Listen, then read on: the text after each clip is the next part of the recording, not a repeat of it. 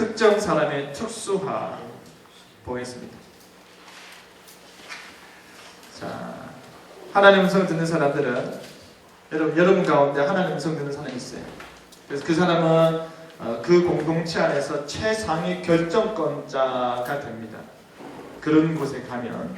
그래서 기존의 질서가 파괴되죠. 예를 들면 이거죠. 예를 들면 내가 지금 청년일부 담당 교역자죠. 그죠? 청년일부 담당 교역자예요. 근데 우리 청년일부의 회장이 예를 들어 회장이 지금 막 기도를 열심히 하기 시작했어.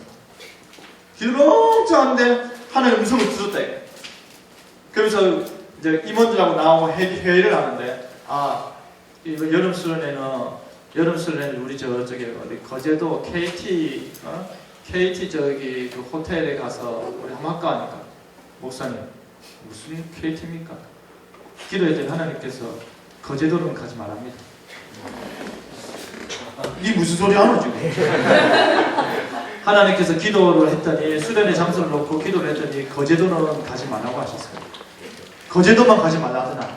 예, 거제도는 가지 말라고 했습니다. 뭐 어디로 가라 하시던데? 더 기도해 보겠습니다. 그러면 이제 그때부터 수련회 장소 정하는 건 누구한테 달린 거예요? 회장한테 달린 거예요. 하나님 음성 듣는 사람이니까. 이렇게 기존 질서가 깨져버린다. 교회 안에 목사들이 있고 그 장로들이 있고 권사들이 있는데 모 성도 한 사람이 교회를 향해서 환상을 보고 하나님의 음성을 들었다.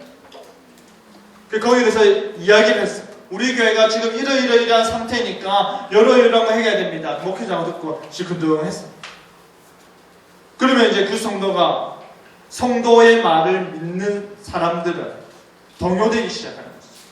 하나님께서 이 기도하는 분에게 나타나셔서 말씀을 하셨는데 목회자들이 영적으로 어둔해가지고 목회자들 기도를 똑바로 안 해가지고 이 성도도 기도하면서 알아듣는데 목회자들이 기도하면서 맨날 졸고나 있으니까 이렇게 되는 거예요. 그럼 교회의 지금 무게가 어디로 쏠리는 거예요? 그 기도하는 성도에 쏠려요. 기존의 질서가 다 깨져버려요.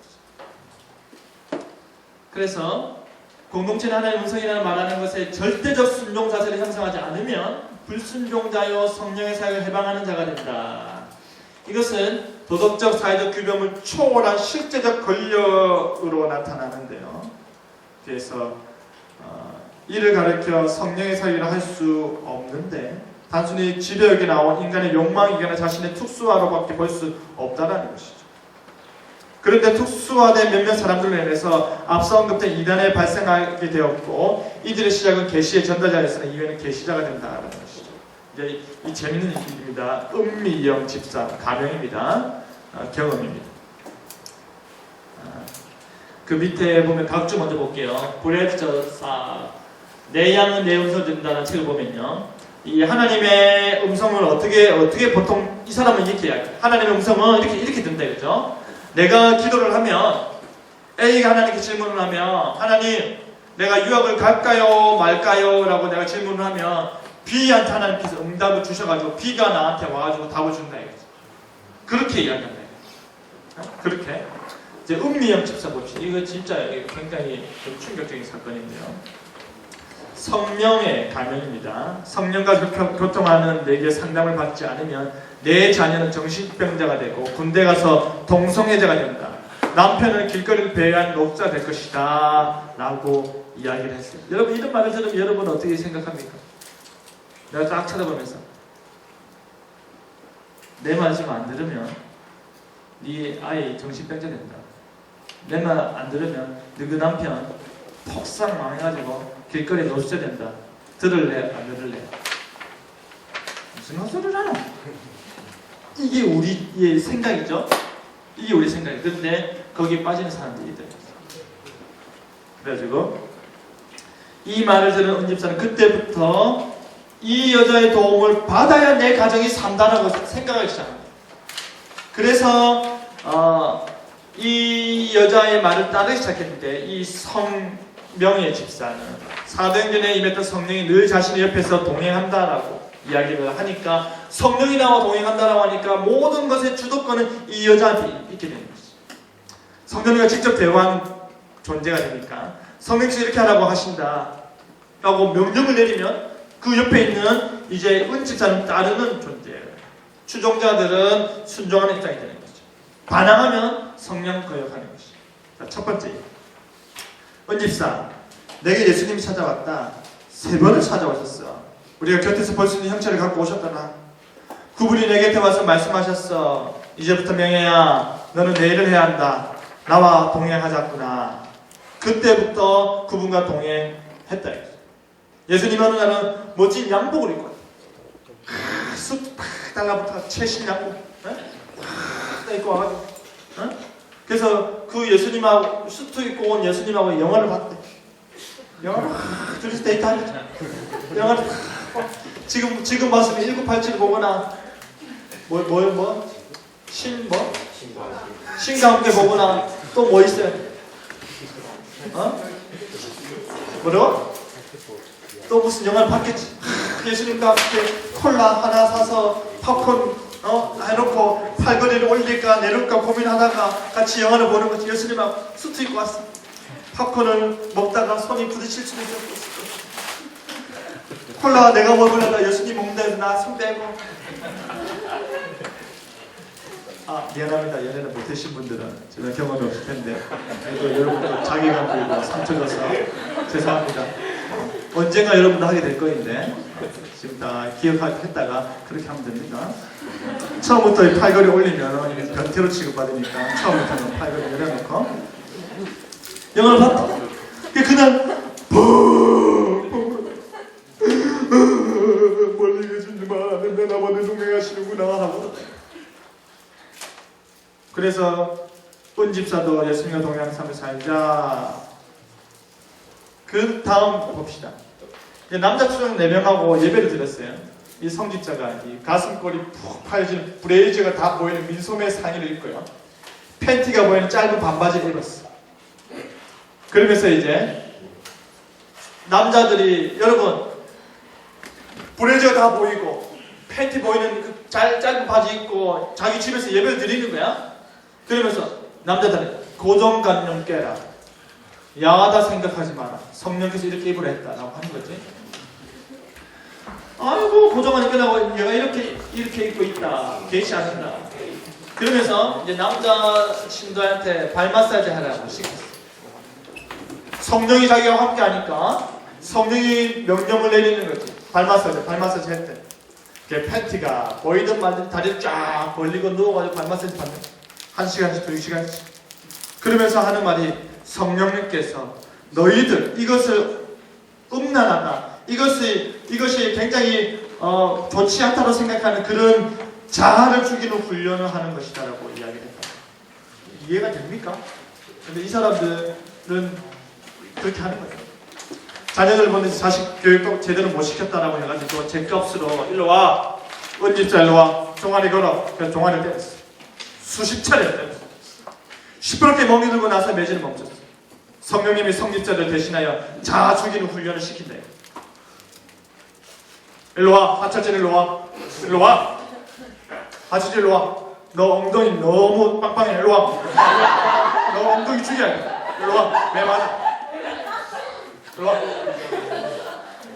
안선필 일로 와. 일로 와. 너 지금 트레이닝 그 종아리가 걸렸어. 일로 와. 너 일부러 발목 매력적이 보이게 하려고 한 거야. 나와. 일로 와. 매력 없어. 죽여. 지금 요런 거예요, 진짜로. 또 성직자가 이렇게 했어. 은집사. 예전에 성령님이 저기 있는 구두수선지 아저씨랑 잠을 같이 자라고 하더라. 그래서 내가 어떻게 자요? 싫어요. 라고 거절했지. 그런데 만약 정말 내가 구두 아저씨랑 잠자는 순종을 했으면 성령님 끝까지 자기는 안 하게 하셨을 거야. 그런데 내가 그것을 순종을 못했다. 후회된다. 우리 성령님께서 질서와 가정을 파괴하면서까지 그런 걸 시킬까? 아니다 이거죠.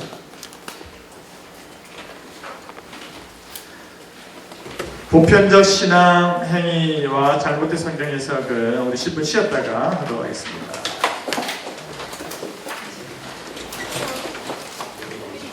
아, 이거예요. 출판 서적들이 규장 예수전도란 조이 성교회 같은 데죠. 독자들이 하나님의 음성 듣는 행위에 대한 내용을 보편적 신앙의 형태로 받아들인다는 것이 문제죠. 하나님의 음성 듣는 것은 보편적인 신앙의 형태다. 대형 기독교 출판사에 대한 무비판적 수용과 강령을 양산해내고 있습니다. 그래서 장로교가 역사적으로 받아들인 신앙 고백과 신조를 통해 신앙 고백의 통일성을 다시금 우리가 재확인해야 될 필요가 있는 이유가 너무 많은 사람들이 이러한 책들을 무비판적으로 받아들일 수가 있고 인터넷이나 유튜브나 혹은 여러 집회를 통해서 강연을 들을 수 있으니까 문제다라는 것이죠. 해석의 다양성과 수정 가능성을 거부하는 것이 아닙니다. 개인의 주관적 판단이 아니라 공의를 통해 보편적 신앙 행위로 인정되어야 된다는 것이죠. 그러니까 각각의 사람들이 주관적으로 판단할 수 있지만 그것 자체가 우리 전체 교회와 신학에서 말하고 있는 바와 일치되어야 된다는 것이죠. 무슨 말인지 알겠습니까? 쉽게 이야기하면 이거죠. 여러분이 변호사입니다. 근데 법을 해석을 해요. 근데 법을 여러분 마음대로 해석을 해. 그러면 그거를 판사가 그 여러분이 해석하는 법을 받아들이겠습니까? 안 받아들이겠습니까? 안 받아들이는 거죠. 판사는 기존에 지금까지 그 법을 어떻게 해석해 왔는지 그리고 그 판례가 어떻게 되는지 다 살핀 다음에 그 사람이 인용하는 그런 법 해석을 받아들일지 안 받을지 판단할까요? 근데 내 마음대로만 해석을 해버려. 그러면 되겠습니까? 안 된다는 것이죠. 그러니까 보편적 신앙에게 인정되어야 된다는 것이죠. 아까 우리 내려놓은 이용규 선교사님이 또 이제 직통계시를 이야기했는데 이 이용규 선교사가 장바울 목사 집회를 추천을 했습니다. 굉장히 이상한 집회입니다. 볼까요? 이건 아까 은미영 집사 거고.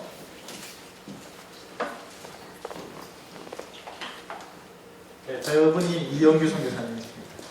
이분이 이제 여러 전도 집회를 많이 다니고 계신데 하버드에서 박사학위를 받은 후에 안락한 미래를 내려놓고 몽골로 떠났다. 굉장히 이슈가 되셨죠. 이분이 장바울 목사님. 일단 읽어보고. 이영규 선교사는 은혜를 사모하거나 은사의 기름 부으심을 원하는 분이며 장바울 목사님의 집회에 참석하시면 어떨까 합니다 라는 글을 올렸어요. 그래서 이 장바울 목사님 마네킹을 세워놓고 머리에 어떤 부분에 신호가 오면 가정에 오한이 생기고 친족 중에 사고가 생긴다라고 매우 심각한 이런 거를 이야기하는 거죠. 그래서 이 선교사님도 장 목사의 몽골 집회에 참석하고 그의 아내와 한국에 왔을 때는 장 목사의 집회에 참석하기로 했어요. 이 사건이 뭐냐면 이용규 선교사가 하버드 학위라는 것은 세상적으로 자기의 의술에 관련된 이런 문제이고 신앙적인 수준이 어느 정도인지를 가늠할 수 있는 문제다 이거죠. 이게 뭐냐면요, 이 마네킹인데 마네킹에 레이더가 있어요. 그래서 이 마네킹에 레이더가 있어가지고 거기에 이게 뭐 어떻게 이야기를 해줘야 되나? 머리부터 이렇게 턱선까지 이 선이 그 레이더 점 밑에 있어요. 그 사이가 딱 되면 어딘가에 불이 탁 들어와요. 그 목 밑에서 불이 이제 들어오는 거지. 목 밑에 불이 들어오면 이제 그 불로 머리 중심으로 왼쪽, 오른쪽, 위쪽, 아래쪽 신호에 따라 그 의미가 달라진다는 거예요. 그래서 이 사람이 말하는 목에서 목 이하로 찡찡찡 신호가 내려오면 사람이 죽는다 이거지. 사람이 죽어? 근데 네? 목에 가까울수록 레이더의 신호가 목에 가까울수록 내 가까운 사람, 엄마 아빠가 이제 죽는 거고, 그 보통 즉각에서부터 그 5분, 10분 뒤로 혹은 24시간 안에 작동을 하는데, 이게 늦어도 석 달 안에 사람이 죽는다 이거지. 신호가 오면 3개월 뭔가 다 사망이 되겠죠. 그래서 이렇게 됩니다. 머리 중심으로 우측 신호가 오면 하나님의 말씀에서 예배신 목사님의 설교가 무조건 나에게 주는 말씀이다. 머리 중심에 좌측 신호가 오면 모든 사람에게 영적 깊은 능력을 은혜를 베풀어 주리라 라고 하면서 자기만의 있는 거 막 만들었어. 죽는다. 뭐 이런 식으로. 요러한 거를 마네킹을 세워놓고 집회를 한다는 거죠. 네? 저도 저기 옷가게 가가지고 마네킹 하나 세워놓고, 그래서 세워놓고 나도 막 이렇게 하면 여러분 내 설교 듣겠습니까? 근데 레이더가 신체 레이더에 불이 들어오면 영으로 불변해가지고 사람이 죽고 사는 거 이거를 강의. 요 집회를 이 사람이 참석을 했어. 그리고 다른 사람들이 요 집회에 좋다고 추천을 했네. 근데 이 사람은 하버드에서 박사학위 받았네. 사람들이 어떻게 생각하느냐? 사람들이 이렇게 생각합니다. 우와! 하버드에서 박사학위를 받으신 분이, 그렇게 세상에서 똑똑하신 분이 자신의 안락한 미래를 위해서 몽골로 떠났는데, 그 떠나신 분이 어련히 추천을 했겠나. 그 떠나신 분이, 이 똑똑하신 분이 분명한 뭔가가 있으니까, 이성적으로 판단해서 합리적으로 분명한 이런 게 있으니까 이 목사님은 추천했지 않겠나. 그러니까 이 목사님은 대단한 분 아니겠나 라고 우리가 생각한다는 거죠. 여러분, 이게 좀 황당한 사건이긴 한데 요 사람이 되게 유명합니다. 가는 데마다 마네킹 세워놓고 집회를 하는데도 유명합니다. 희한하죠? 희한합니다. 저도 뭐 하나 이름을 하나 만들어 놓고 바늘을 들고, 제가 머리를 찌르면 혹시 두통이 계신 분들은 그 머리를 들고 안수기를 하시기 바랍니다. 혹시 제가 목을 찌르는데 그 목이 아프신 분은 목 위에 손을 놓고 기도를 하시기 바랍니다. 혹시 제가 배를 찔렀는데 배가 아프신 분들은 그 배에 손을 얹어놓고 자신의 오장육부를 향해서 기도하시기 바랍니다. 이렇게 하면 이게 통할 것 같죠? 왠지 통할 것 같아요. 왠지 좀 통할 것 같지 않습니까? 아이고, 저 목사 네덜란드에서 유학했다더라. 저 목사 사상교회 109년대 사상교회 부목사라더라. 아이고, 사상교회에서 청년들이 그렇게 좋아한다더라. 인형하고 바늘 하나만 있으면 나는 이제 세계적으로 뜬 목사가 돼가지고 여기저기 집회 다니면서 괜찮겠죠? 여러분들이 소문을 잘 내줘야 돼요. 목사님이 목을 찔렀을 때 내 목이 아팠습니다. 그래서 내가 기도를 했더니 내 목이 쉬어가지고 왔는데 갑자기 목을 기도했더니 목이 깔끔하게 나왔습니다. 이런 걸 여러분 해줘야 돼. 편두통이 심해가지고 목사님 인형에 바늘 머리 찔렀는데 머리가 너무 아파가지고 대고 기도했더니 깔끔하게 왔다 개버린 나왔다. 이거 해줘야 돼요, 여러분.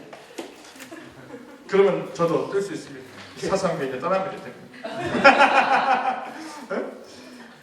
이런 집회가 많이 이루어지고 있죠. 잘못된 성경에서 봅시다. 하나님의 음성을 듣는다고 말하는 사람들에게 음성을 들으면 추상적이거나 간접적인 게 아니라고 했습니다. 지극히 실제적이고 실용적인 문제라고 했죠. 그래서 신학적인 차원에서 이 문제를 그들은 안 다룹니다. 그들은 이것을 신앙의 체험 영역에서 다루죠. 그래서 밑에 보시면 이와 같은 간증은 지극히 주관적 해석이며 끼워 맞추기식 신앙 간증으로 성경의 근거와 성령의 조명과 거리가 멀 뿐 아니라 기복적 신접한 무속인들의 해석과 어떤 차이가 있는지 발견하기 힘들다라는 것이. 여러분 혹시 괜찮습니다. 여기 점을 한 번이나 본 적 있는 사람은 눈썹을 이렇게 올립니다. 나만 볼게. 자, 올리고 계세요. 자, 점을 한 번이나 본 적 있는 사람 눈썹을 한번 올려봐요. 나만 볼게. 지금 비디오 촬영하고 있기 때문에 지금 여러분 손들면 부모님들이 지금 집에서 난리 납니다. 눈썹만. 여러분 점쟁이 딱 가면 드라마나 영화 같은 데 보면은 괜히 가만히 있는 쌀을 뿌리고 어디 보자 오나 아직 뭔가 좀 부족하다 그러면 돈 내요. 5만 원 탁 내면 아이고 여기 더 가까이 왔다 보자 집안에 우환이 있어.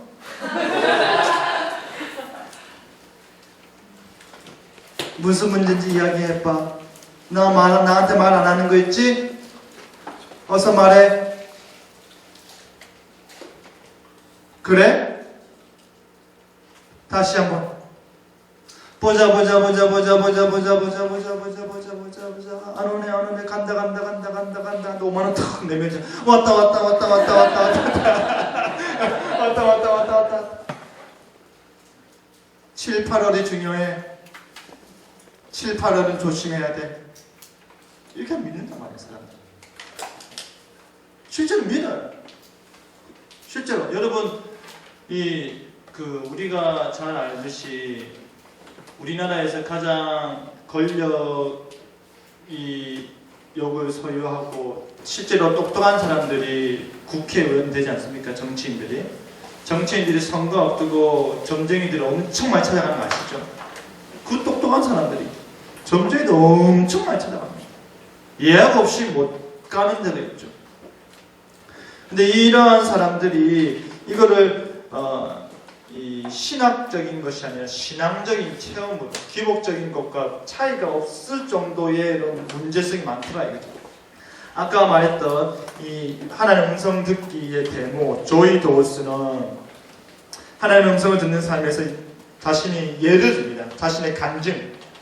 그러면서 이 35쪽과 73쪽에 잘못된 본문의 해석과 적용을 이야기를 하고 있어요. 조이 도우스는 결혼에 대한 전형적 표현을 긍정적으로 해석했고 정결의 의식에 대한 내용을 잃어버린 열쇠를 찾는 일로 적용했다라는 것이 무슨 말이냐면 열왕기하 14장 9절을 보면 제가 읽어드릴게요. 이스라엘 왕 요아스가 유다의 왕 아마샤에게 사람을 보내 이르되 레바논 가시나무가 레바논 백향목에게 전가를 보내어 이르기를 내 딸을 내 아들에게 주어 아내로 삼게 하라. 이게 굉장히 그러니까 가시나무는 열등한 존재고 백향목은 아주 그 상품이 높은 참 가시나무가 백향목한테 말을 걸 수 없는 그런 상징의 비유예요. 그런데 그것을 깨부수고 결혼을 하는 이런 이야기인데 결혼에 대한 조롱적인 표현을 굉장히 긍정적으로 해석해서 결혼을 자기 간증으로 이야기합니다. 이 말씀을 가지고 결혼에 대해서 이야기했던 거죠. 그리고 이 뒤에 한번 볼게요. 로렌 커닝햄의 하나님 정말 당신입니까? 에서도 하나님께서 잃어버린 돈은 숯불 아래에 있다라고 말했지만 실제로 어디에서 찾았다고요? 나무 밑에서 찾았다. 하나님 내가 돈을 잃어버렸습니다. 어디에 가 찾을 수 있습니까? 숯불에 가거라. 거기에 숯불에 있단다. 근데 갔는데 자기가 찾았대. 나무 밑에 찾았대. 그러니까 하나님은 숯불 밑에 있다는데 자기는 나무 밑에 찾았어요. 자기가 가는 자체가 틀린 거지. 내용적 불일치가 있음에도 불구하고 하나님의 음성으로 이야기를 한다 이거죠. 그 다음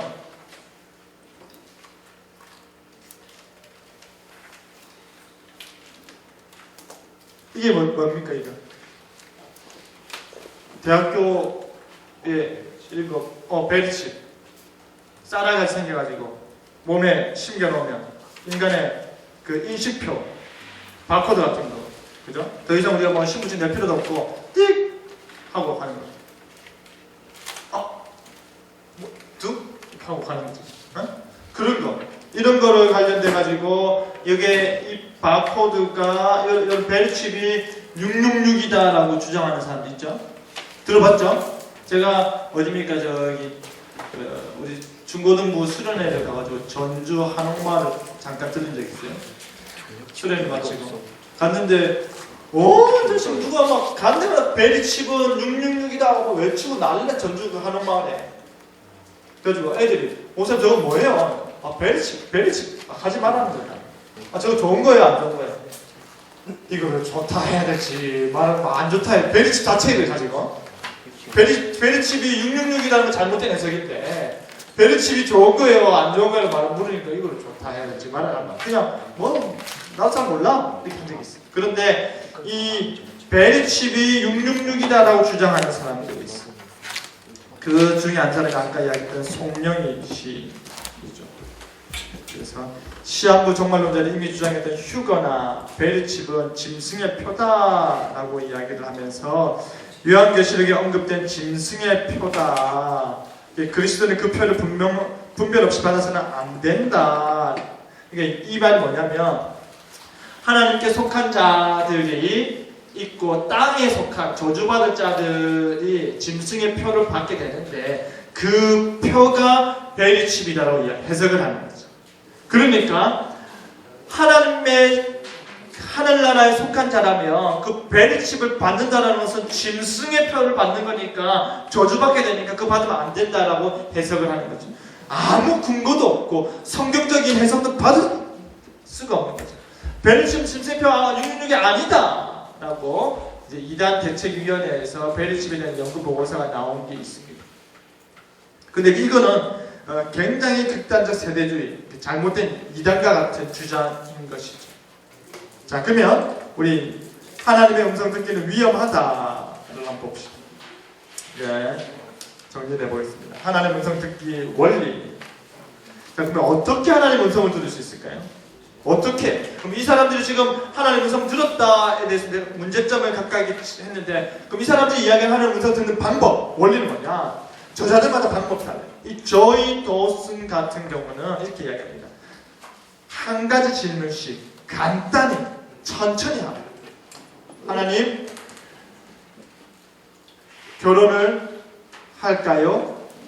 이 남자랑 이렇게 간단하게 하나님 제가 결혼을 하기 원하는데 이 남자랑 하고자 하는데 뭐 이렇게 할까 저렇게 할까 복잡하게 하지 말아요. 간단하게 질문하면 여러 가지 질문을 하면 하나님이 혼동을 일으킨다.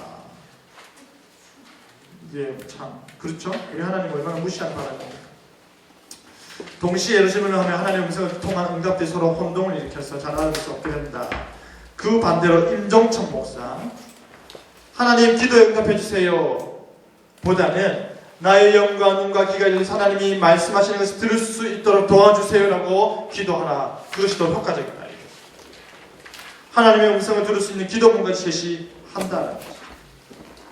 지종현 목사는 누구나 쉽게 받을 수 있는 것이다 라고 이야기를 했고 임종천 목사는 무슨 소리 하느냐 꾸준히 훈련하고 많은 연습이 필요하다 라고 지금 이 사람들이 간단하게 질문해야 된다 어떤 기도문을 가지고 기도해야 된다 누구나 할 수 있다 연습해야만 할 수 있다 지금 다양한 의견이 있습니다. 그 다음 질문은 이겁니다. 하나님의 음성은 내적으로 들리는 것이냐 아니면 외적으로 들리는 것이냐 이게 무슨 말이냐면 내 속에서 나만 들리는 거냐 그 소리가 아니면 남도 들리게끔 들리는 거냐 희진아 이게 지금 나만 들리는 거냐 남도 들리는 거냐 그거를 지금 따지는 거야. 그래서 브레트 저삭은 대부분 생각이나 언어 문장으로 된 내면의 음성을 의미한다. 깊은 내면에서 누군가가 마음에 직접 말하는 것을 들리는 게 깊은 내면에서 나 혼자만 듣는 거지. 나 혼자만 그래 나도 너를 사랑한다. 나도 너를 사랑해. 그래 이렇게 나 혼자 들리는 걸로 간다. 그에 반해서 서삼정 목사라는 사람은 임종천 목사와 같이 하나님께서 나 혼자만 들리게끔 말씀하실 때도 있고 다 아는 사람들은 다 알아듣게끔 말씀하신다고 했다. 근데 문제는요, 하나님의 음성을 외적으로 듣는 것과 내적으로 듣는 것에 대해서 옳고 그름을 어떻게 분별할 수 있는가? 어느 것이 옳고 어느 것이 그른 것인지, 외적으로 듣는 것이 옳은 것인지, 내적으로 듣는 것이 옳은 것인지, 둘 다 옳은 것인지, 둘 다 틀린 것인지 어떻게 아냐? 그 다음 페이지, 24페이지. 그렇다면 왜 이렇게 하나님의 음성 듣는 방법이 상충할까요? 그 이유는 하나님의 음성을 듣는다는 것 지극히 개인적이고 주관적인 체험에 지나지 않아서이지는 않을까? 성경과 신앙 고백의 바탕 위에 신앙과 경건의 원리로서 제시되는 것이 아니라 각자의 개인적 경험을 기준으로 삼았기 때문이지 않을까? 경험해본 사람과 그렇지 않은 사람의 신앙의 맛이 다르다라는 말 역시 지극히 개인적이고 주관적인 체험이지 않을까? 그뿐 아니라 일단 경험을 해보면 모든 것을 알 수 있다는 식의 답변은 주관의 체험을 객관화하는 답변이지 않은가? 이게 우리 질문이 돼야 된다. 이해됩니까? 그러니까 내가 이 모든 것들을 주관적인 체험을 객관화시키는 그 오류를 성급하게 하고 있음에도 불구하고 우리가 그것을 신뢰함으로 말미암아 그 일이 이루어진다는 것이죠. 경험을 안 해봐서 그렇지. 지금 이게 거의 대부분의 상황이에요. 당신 한 번만 경험을 하면 내가 무슨 말을 하는지 알 수 있어요. 대부분의 사람이 이렇게 해요. 우리가 하나님의 성령의 신비로운 역사에 대해서 어떤 이야기를 할 때에 그것을 가지고 나는 경험한 바가 없는데 경험하시면 그 맛을 한번 보면 거기서 헤어나올 수가 없습니다. 더 깊은 차원의 신앙을 경험하게 될 것입니다. 이런 이야기를 하게 되는데 이거를 우리가 주관적인 체험을 객관화하는 오류다라는 것이죠. 비판적 견해 봅시다. 이 달라스 윌라드, 이 시대를 대표하는 복음주의 사상가죠. 굉장히 유명한 사람입니다. 굉장히 유명한 사람인데 이분은 성경 시대에 당시에는 하나님께서 모세와 에스겔, 바울과 같은 다른 사람들 직접 말씀하셨다면 이제는 성경을 통해서 우리에게 말씀하신다. 성경을 통해서. 이 성경을 통해서 하나님께서 우리에게 말씀하시는 것이지 성경을 벗어나서 성경 바깥에서 성령이 이 성경과 직접적으로 관련 없는 어떤 사사로운 것들을 우리에게 매 순간 계시하는 것이 아니다. 그럼 조이 도슨의 일화의 잃어버린 편과 열쇠 등 비판하면서 인간의 인생의 매 순간 할 일을 알려주신다 생각하는 것은 잘못된 일이다. 성경도 그렇게 베드로와 바울, 예수님조차도 그렇게 하나님한테 응답을 받은 징후가 없다는 것이죠.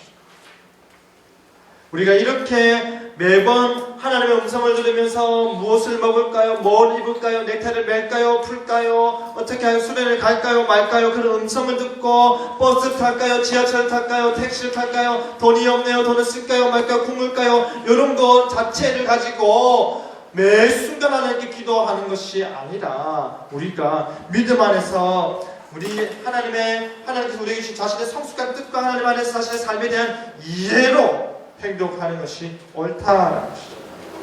찰스 스탠리는 성경 묵상을 통해 일상의 염려들을 해결하는 지혜를 얻고 매일의 성경 공부를 통해서 하나님의 뜻을 발견할 수 있다라고 해요. 자, 이승구 교수님, 우리 한국에서 개혁신학자 중에 굉장히 유명하시고 존신학자로서 굉장히 많은 영향을 끼치고 있지요. 우리 고신뿐 아니라 합신측 교수지만 고신뿐 아니라 이 보수교단, 개혁신학을 배우고 있는 교단의 학생들에게 많은 영향력을 책과 강연으로 끼치고 있는 분입니다. 이분이 이렇게 말했습니다. 25페이지. 하나님의 음성을 듣는다는 것은 신비주의 계통의 사람들이 사적 계시를 받는 행위에 불과한 그릇된 행위라 지적한다는 것입니다. 사적, 개인적인 계시를 받는 것으로 이야기한 겁니다. 하나님의 음성을 들었다. 하나님께서 이렇게 말씀하셨다. 같은 하나님의 음성 듣기 관련 표현들 자체가 개혁교회 입장에서 옳지 않으며 용어조차도 사용하지 않기를 권면했다. 그 그런 용어를 사용하지 말아야 돼요. 교회에서 하나님 음성을 들었습니다. 하나님의 음성을 듣기 바랍니다. 하나님께서 여러분에게 개별적으로 음성을 해주시기 바랍니다. 이런 말 사용하지 마라라는 거죠. 사적 계시를 이야기하면서 인상을 준다는 것이죠. 그다음에 박일민 교수, 박일민 교수, 칼빈 신학 대학원장이시죠. 성경에 나타난 하나님의 음성 듣기 관련 사례들은 구원 계시를 위한 특별 계시 수단에 불과하다. 그러니까 성경에 나타난 모세나 사무엘이나 구약의 선지자들이나 신약에서의 이런 사도들 같은 경우에 구원 계시를 위한 특별 계시 수단에 불과하다는 것이죠. 이미 주어진 성경 위에 또 다른 하나님의 음성을 듣고자 하는 마음 자체가 무엇이 악용하는 사례가 많다라고요? 사탄이 악용하는 사례가 많다라는 것이죠. 그런 마음조차도 물리쳐야 된다. 하나님 음성으로 들려주십시오. 음성으로 분명하게 들려주십시오. 이런 마음조차도 우리가 버려야 된다. 하나님 기도할 때는 하나님께서 십자가, 저 십자가 불빛이 나에게 확 다가왔다 이렇게 이야기하는 사람들이 있고, 하나님께서 나에게 피 묻은 손을 보여줬다 이런 것들도 이루어진다. 그 다음 이 정훈태 교수, 총신대 신대원의 시처신학 교수이시고 총장까지 하셨죠. 하나님 음성 듣기 행위를 무가치한 일이라고 단언해버렸습니다. 이건 무가치한 일이다. 가치가 없는 일을 하지 마라. 그는 하나님 안 보이시면 안 돼요라는 식으로 인간으로 기적을 만들어내는 것은 잘못된 것이다 라고 했죠. 하나님 보여주십시오. 하나님의 분명한 것을 나에게 보여주십시오. 하나님께서 분명하게 이것을 인도하고 계시다는 것을 나에게 알려주십시오 라고 말을 하는 것이다. 그렇게 하지 말아요.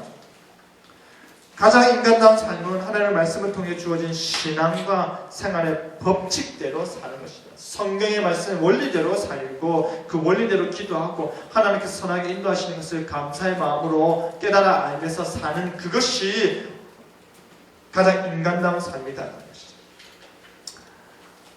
하나님의 음성 듣기는 하나님께서 기록된 계시의 말씀이 성경과 동등한 권위에서 우리에게 주어지는 계시로 이해를 하는 것이 문제다.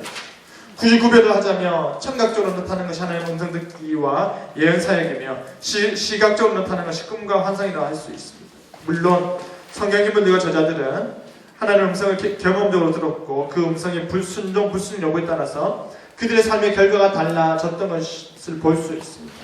그런데 이러한 것을 주장하는 사람들은 하나님의 계시적 활동의 계속성, 그러니까 성경이 기록된 계시의 말씀, 구원에 관한 하나님의 계시의 말씀이 종결되었음에도 불구하고 이제 끝났음에도 불구하고 계속적으로 우리에게 주어진다. 그 계시의 활동은 계속적이다라고 말하는 것이죠. 구체적인 상황 가운데 주어진다. 경험적으로 알 수 있다. 개인적 계시가 하나님의 인도하심 나타난다라고 주장한다는 거죠. 그런데 앞서 언급한 이 세 교수님들은 그런 거 하지 마라 라고 주장합니다. 결론 보겠습니다.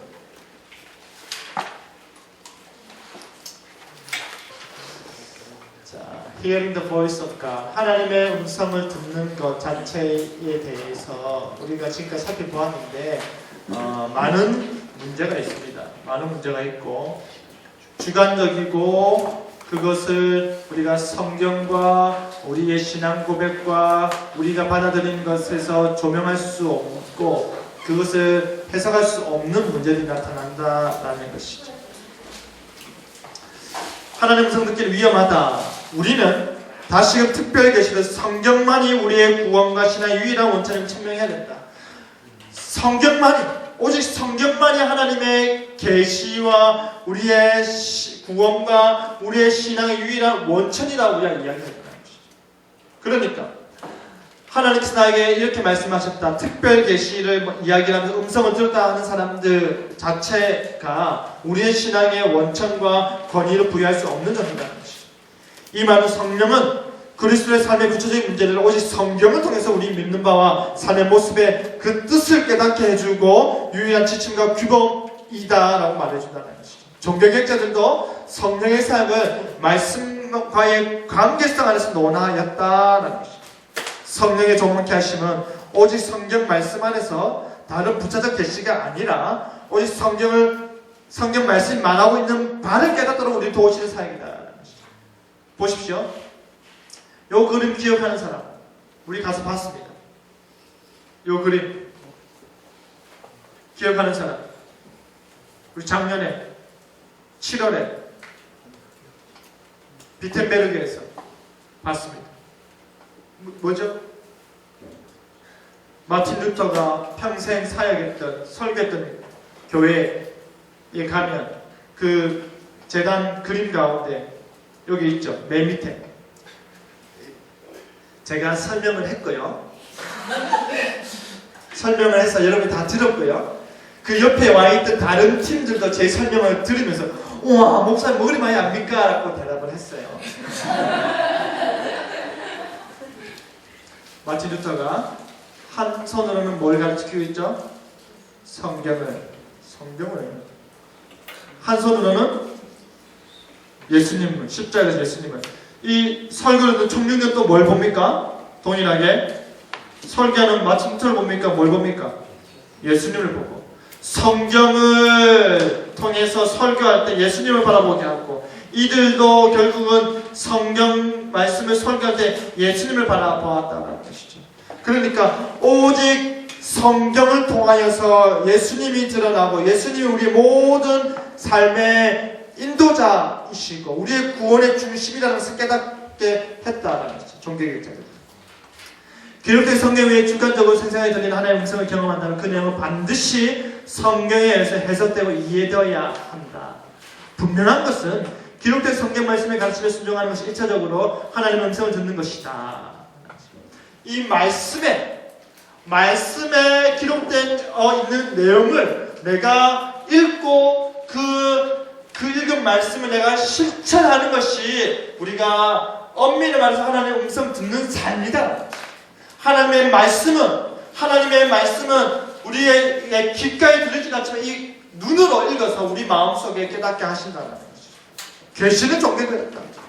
성경에 기록되는 가정 가운데 여러 모양으로 하나님의 계시를 드러내셨지만 계시록을 마지막으로 기록된 계시의 말씀이 종료가 되었음을 문자적 의미 그대로 받아들여야 한다. 계시는 더 이상 없다는 것입니다. 성경 말씀 외에 없다는 것입니다. 성경을 보다 잘 이해하기 위해 믿음직한 도구인 웨스트민스터 신앙법에서 1장에서도 계시 전자의 과거 방식은 중지되었으며 어떠한 것도 첨가되지 말 것을 경고 역시 우리가 인정해야 된다. 우리가 받아들이는 웨스트민스터에서는 성경은 이제 계시록으로 끝으로 종결되기 때문에 또 다른 누군가 성령의 말씀입니다. 예언입니다. 누군가가 하나님께서 나에게 말씀하셨습니다.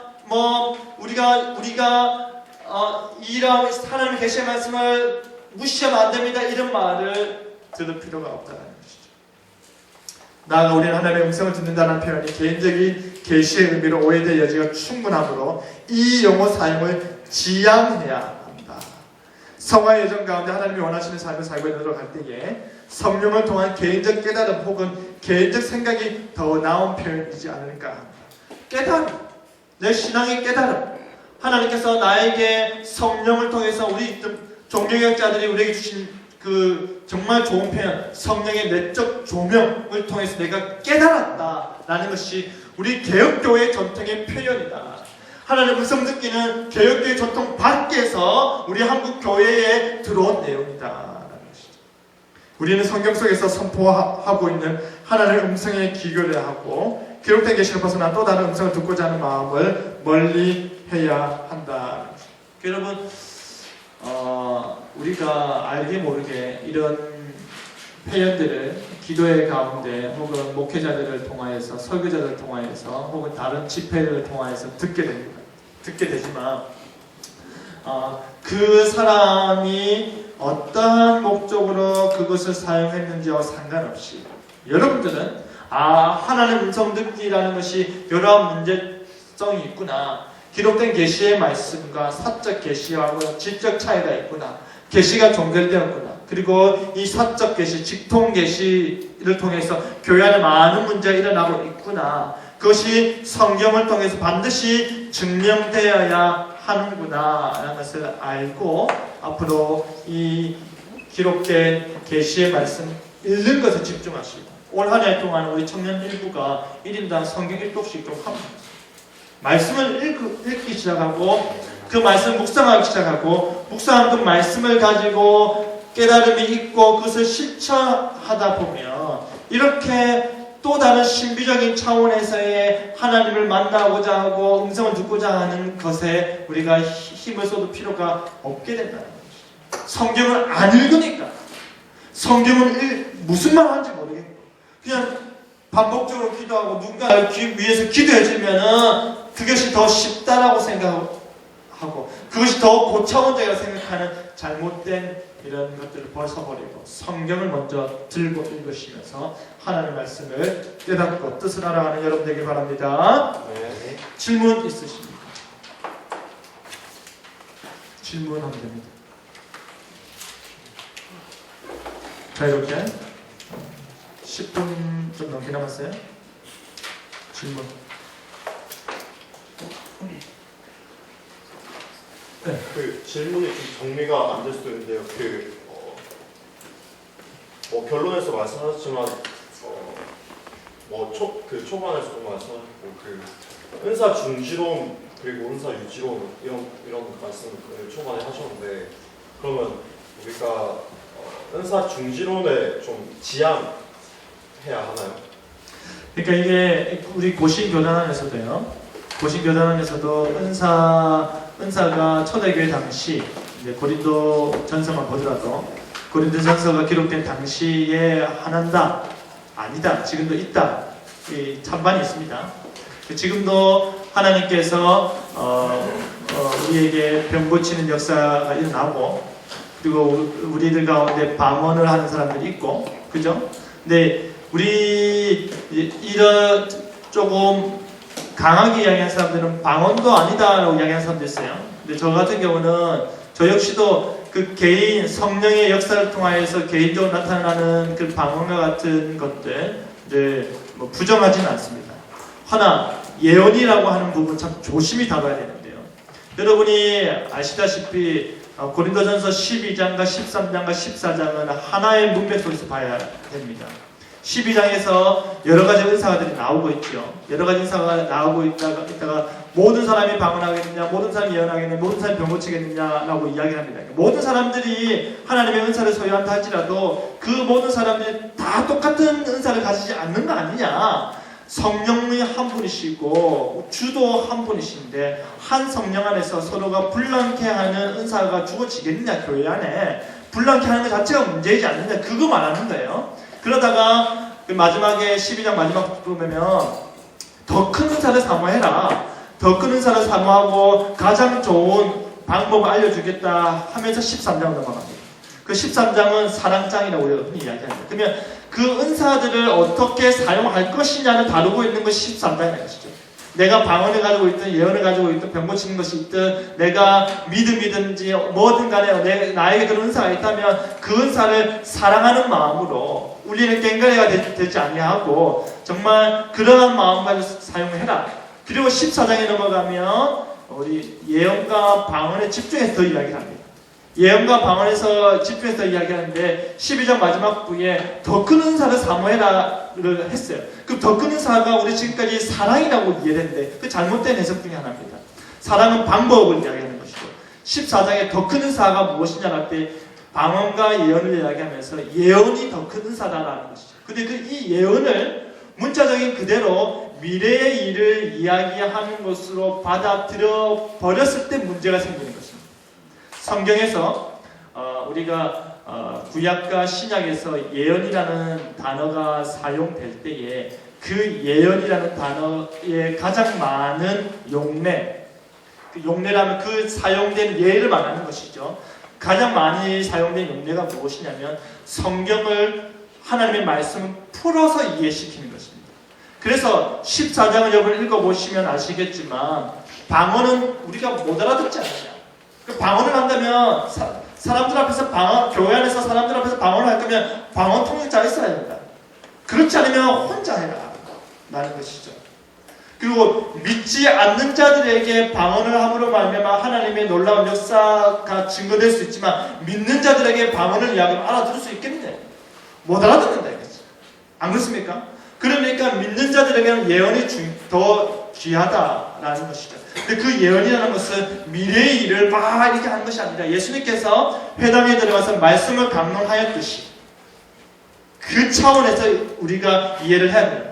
설교자들이 성경 말씀 한 구절을 읽고 그 말씀을 성경 전체적인 의미에서 대색해서 말을 하듯이 설명하는 개념으로서 예언을 받아들여야 됩니다. 그런데 오늘날 이 예언을 이야기하는 사람들은 은사 중지론을 반대하면서 예언을 이야기하는 사람들은 그 미래적인 직통 계시와 사적 계시, 계시의 연속성적인 측면에서 이 부분만 강조한다는 것이죠. 그래서 우리 고신교회 안에도 신학자들 가운데서도 제가 알기로는 은사가 중지되었다, 아니다, 있다, 뭐 이게 있습니다. 이야기가. 허나 우리가 방언을 하는 사람들은 그 방언에 대해서 본인이 제가 지난번에도 한번 특강한테 이야기한 적이 있는데 자기가 하는 방언에 대해서 좀 더 고민해 볼 필요가 있는 것이죠. 이것이 정말 진정한 방언이냐라는 차원에서 하나님이 정말 나에게 주신 은사로서의 이 방언이 확실한 것이냐, 아니면 내가 말을 빨리, 기도를 빨리 막 열내서 하다가 혀가 꼬이는 현상은 아닌가 고민해 봐야 돼요. 진짜 하나님께서 나에게 몇 단을 주셨다 그렇게 이야기하는 사람도 있습니다. 하나님께서 은사를 줬어요. 예전에는 방언을 하자 지금 할지 모른다 라고 이야기하는 사람도 있어요. 근데 그런 측면에서 자신이 방언을 할 줄 안다면 그 방언에 대해서 정말 고민을 해보시고 이게 정말 방언이 맞을까? 고민해봐야 돼요. 우리가 믿음도 은사로 주어진다라고 되어 있습니다. 그러면 그 내 믿음이, 나의 믿음이 나는 더 큰 믿음이 나에게 있어. 그 더 큰 믿음이, 이 믿음 하나님의 선물로 주어지는 것인데 이 믿음이 정말 더 큰 믿음으로서 남들보다 더 크게, 더 앞장서서 믿고 생각할 수 있는데 이 믿음이 때로는 흔들릴 때가 있겠죠. 정말 내가 바른 믿음을 소유하고 있는가 고민될 때도 있겠죠. 그걸 의심해 보듯이 예언도 마찬가지. 꼭 미래적인 것에 관련돼서 이 타 교단에서 강조한 그런 걸 강조하는 교단 이런 데서는 미래적인 것을 이야기하는데 성경에서는 이 성경을 풀어내는 능력. 그러니까 구약의 선지자들이 미래적인 심판도 이야기하지만 야들아 돌아와라. 하나님의 말씀이 이렇게 이야기하고 있지 않느냐? 하나님의 말씀이 우리에게 이렇게 하는 걸 요구하지 않느냐? 돌아와라. 할 때 그 말씀은 뭘 가르치는 거죠? 모세 오경을 말씀 가르치는 것입니다. 그 모세 오경을 풀어주는 거죠. 그죠? 신약에서는 마찬가지예요. 구약의 말씀을 신약에서 예수님께서 모세의 글들과 시편과 선지자들의 글이 나에 대해서 말하고 있지 않느냐라는 것은 그 모든 것들이 예수님을 가르치고 있다라는 것인데 우리가 그렇게 성경을 풀어 이해를 해야 되는 것인데 이 은사를 지나치게 강조하는 곳에서는 그 은사를 곧 이 직통 계시와 사적 계시와 연결선상에서 이야기를 하다 보니까 이러한 문제가 많이 발생된다라는 것입니다. 그래서 교단적인 차원에서는 약간 이게 다 인정하는 분위기입니다. 여러분이 성경을 어떻게 받아들이느냐에 달린 것이죠. 그 부분에 있어서 개인적으로 고민이 되시겠지만 제가 지극히 사적인 관점을 이야기를 한다면 방언이나 다른 은사들이 있을 수 있다. 그 부분을 이렇게 하나님께 줄 수 있다. 허나 우리가 그 은사를 받을 때 조금 많이 고민을 해봐야 된다. 왜 이런 이야기를 하냐면 지난번에도 한번 말씀드린 적이 있는데 왜 하필 방언만 이렇게 많을까? 고린도전서 12장을 보면 여러 가지 은사가 있는데 왜 하필 우리는 방언만 이야기할까? 개혁교회나 다른 유럽에 혹은 미국이나 이런 교회를 가보십시오. 방언을 그렇게까지 이야기 안 합니다. 순복음 계열의 교회만 이 방언을 이야기하고 한국에서 순복음교회가 영향을 크다 보니까 한국에서 방언에 대해서 많이 강조했지 다른 교회가 방언에 방자도 안 거예요. 왜 그럴까? 우리가 고민해봐야 돼요. 다른 것을 많이 이야기하는 거죠. 말씀을 가르치면서 그런 걸 많이 이야기할 필요가 있다는 것이죠. 또 다른 질문 해도 됩니다. 질문하면 사람들한테 손가락질 하고 가는 거죠. 5분 남았어요. 자, 하철지 지금 막 누리한테 막 자기 질문거리 이야기하면서 괜찮은지 물어봤어요.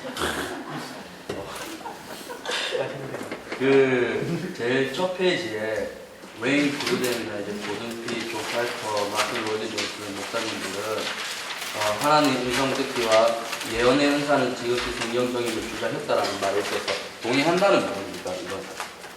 네? 아, 이 사람들은 거부한다는 거죠. 그러니까 지금 이 기적이 종식되었다, 은사가 중지되었다라는 것을 거부한다는 거죠. 지금도 일어난다는 거죠.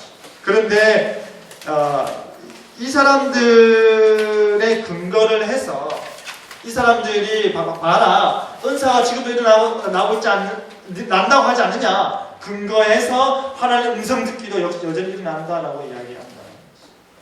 그 말인 거죠. 그럼 결국은 이들도 그러니까 이제 경계는 하지만 성경적임이라고 생각을 한다는 그렇죠. 그렇죠. 하나님 음성 듣기와 예언의 은사 같은 거는 지극히 성경적이다. 그러니까 계시는 계속 주어진다라는 말인 거죠. 이 사람들. 그러니까 아까 이야기했듯이 그 사람들 굉장히 유명한 학자들입니다. 굉장히 유명한 기독교 사상가들이고 복음 전도자들인데 우리랑 색깔이 다른 것이죠.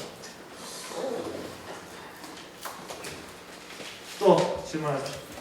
저 한 가지 계속해서 본론에서 어떤 개인적인 체험을 사적인 객관화시키는 주관적인 걸 객관화시키는 것에 대한 위험성을 이야기하셨는데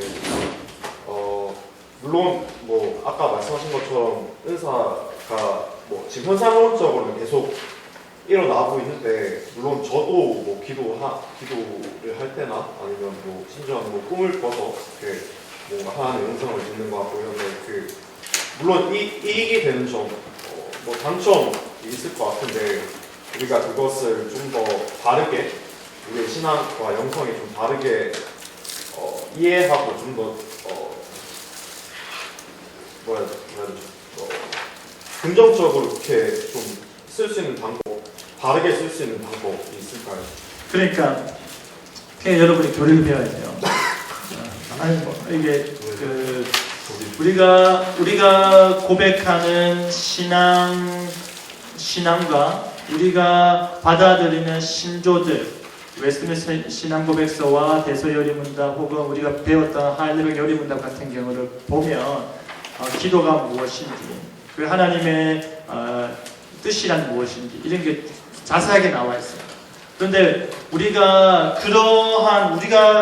교회가 우리 교단이 받아들이고 있는 것에 대한 공부를 잘 안 한다는 것이죠. 아까도 이야기했듯이 여러분이 성경을 좀 많이 읽어야 됩니다. 성경을 좀 알아야 저 사람이 지금 말하고 있는 것이 성경적이냐 성경적이지 아니냐 우리가 따져가면서 들을 수 있다라는 것이죠. 개인적으로 여러분들이 기도를 많이 하면 좋겠습니다. 허나 기도 응답 받는 것에 있어서 지금 이것이 결국은 다 기도 응답 관련된 거 아니에요. 신앙생활 관련돼서. 그래서 사람들이 성경에서 가르쳐주고 있는 방식 외에 다른 것들을 이야기할 경우에 우리가 한번 의심을 해봐야 한다는 것이죠. 방언을 가르친다라고 하면서 할렐루야 100번을 해라 그러면 방언이 터진다. 방언을 할 줄 아는 사람이 그 방언을 못하는 사람을 위해서 기도해주면 방언이 터진다. 혹은 우리가 금식 기도를 하면 방언이 터진다. 이런 거는 성경에 나오지 않는 말이다라는 것이죠. 그 이야기하는 사람이 자기가 그냥 그렇게 이야기하는 거예요. 그러면 할렐루야 할렐루야 이게 방언입니까? 나도 랄랄라 한다고 방언을 하는 거예요? 아니잖아요. 시발 하면 방언이에요. 방언이 아니잖아요. 근데 우리가 실제로 그렇게 배운다니까. 진짜 그렇게 배워요. 그렇게 배우는 것 자체가 우리가 성경을 통해서 증명이 되고, 아까 이야기했듯이 성경을 통해서 증명이 되고, 성경을 통해서 해석이 될 경우 우리가 그걸 받아들이는 거예요. 그렇게 되면. 그러나 그렇지 않는 경우에 우리의 신앙 고백과 우리의 신조와 다른 차원에서 다른 방법을 이야기한다면 한번 고민을 해볼 필요가 있다는 것이죠. 정말 여러분이 기도를 하고 혹은 여러 차원에서 이게 하나님 뜻일까? 이렇게 하나님께서 요걸 말씀하시는 것일까? 이렇게 지금 뭔가 나에게 느낌이 오는 것 같은데 그런 차원 가운데 민감하게 반응하면 참 좋은 겁니다. 민감하게 반응을 해야 돼요. 허나 그것이 성경에서 일어나는 사건들과 같이 하나님께서 나에게 이렇게 하시는구나 라고 우리가 너무 바로 등식화시키면 안 된다라는 것이죠. 바울에게 일어났던 사건이 갑자기 나에게도 동일하게 일어난다라고 해석하면 안 된다라는 거죠. 구속 계시, 구원 계시 차원에서 일어났던 사건들을 우리 자신에게 적용하면 안 된다라는 것이죠. 그러니까 하나의 예를 들면 다윗과 골리앗 사건에서 다윗이 골리앗을 죽였다 이거예요. 그래서 우리 모두가 다윗이 됩시다라고 이야기할 수 있지만 다윗의 모형론적으로 성경 해석학적으로 보면 다윗이 예표하는 것은 구원자 혹은 다가올 메시아적인 위치를 이야기하는 거고 실제 우리는 누구다? 그 주변에서 골리앗을 바라보면서 아무것도 하지 못하고 저주를 받으면서 비난을 받으면서 부들부들 떨고 있는 이스라엘 병사에 불과하다는 것이죠. 우리는 그렇게 우리가 해석돼야 되는 것인데 우리가 마치 다윗처럼 메시아처럼 우리가 해석을 하고 적용을 하고 그렇게 이야기하는 사람들이 말에 현혹이 되면 안 된다라는 거죠. 그러니까 성경을 제대로 읽고 우리 뒷시간에 성경을 어떻게 해석할지 배울 거 아닙니까? 그죠? 그게 연결되는 겁니다. 강의가. 그래서 여러분 정말 하나님 뜻을 분별한다는 건 쉽지가 않습니다. 저 역시도 끊임없이 하나님 뜻을 분별을 하고 있는데 여러분들이 더 많이 말씀을 읽고 그리고 더 많이 이 말씀대로 살고자 노력을 하고 노력하는 가운데 기도를 하고 그러다 보면 이 정말 성경이 내 생활과 신앙의 유일한 법칙이라는 것을 깨닫게 됩니다. 깨달음을 실천케 되다 보면 성경적이지 않는 내용들에 대해서 우리가 유튜브나 강연들을 통해 들으면 그 스스로 쳐내게 된다는 거죠. 자연스럽게. 아시겠죠? 질문 없지요? 기도하고 마치겠습니다. 거룩하신 하나님 감사드립니다. 우리 하나님 음성 듣기에 대해서 함께 공부해 보았습니다. 여러 곳에서 많이